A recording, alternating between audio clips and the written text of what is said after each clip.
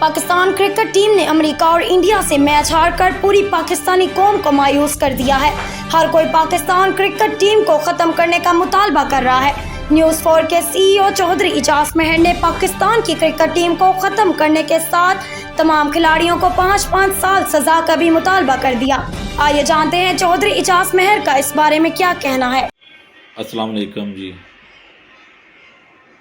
ये मेरी video Pakistan team के लिए जो इंतहाई नालायक है और जो आवाम के लिए नहीं खेलती, अपने वतन के लिए नहीं खेलती, अपनी ज़ात के लिए बिकती है, पैसे बनाने के लिए बिकती है, और जिन्होंने ये हरकतें की हैं, जो मैच जीते हुए हारे हैं, इनको ये नहीं पता कि इनके ऊपर अरबों रुपया खर्च होता है।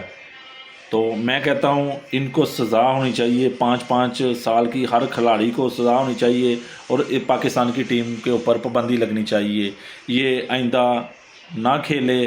और पाकिस्तान की जो आवाम है वो इनसे नफ़रत कर चुकी है इंतहाई ज़्यादा, तो इनको सज़ा ज़रूर होनी चाहिए। अस्सलाम वालेकुम।